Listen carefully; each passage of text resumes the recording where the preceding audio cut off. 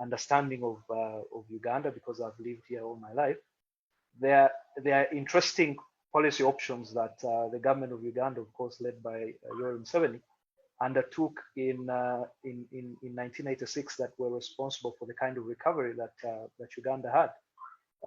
You said that our economy prior to that was growing by -3%. I think a more realistic picture for our audience is that from the time Amin took over in 1972, Uganda's economy was contracting at a rate of 1% every year. So by 1985, which is 13 years later, Uganda's economy had contracted by at least 13%, and the infrastructure was nothing you could talk about.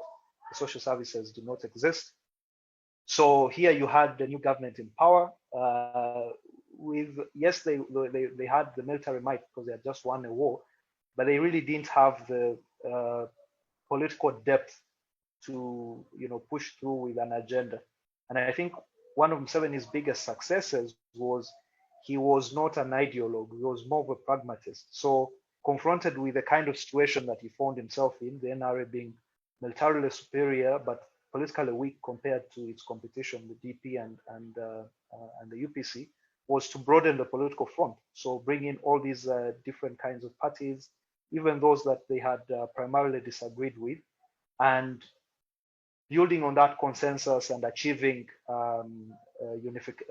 achieving some level of unification across the country, were able to rally Ugandans, and with that, rally Uganda's economy back onto the path of growth.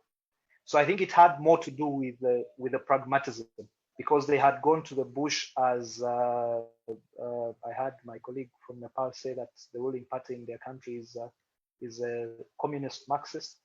I think the core of the NRA would have described themselves as Marxist in thinking, but they did not allow that to cloud their interpretation of the situation in Uganda. So they quite literally did what was pragmatic at the time. And one of the examples is a road in Uganda. The road between Mubende, I think, and Mityana was quite run down by the time the NRM came into power. But there was no money in the government coffers to build such critical infrastructure. So what Uganda did in the first 2 or 3 years of the NRM government was to enter into a series of barter trade agreements. So in this particular case, they entered a barter trade agreement with the then Yugoslav government. In exchange for soya beans, the Yugoslavs were able to give us that road linking Mityana and Mubende. And of course, a series of many other deals with the Cubans and a number of countries. Uganda's economy was built one step at a time.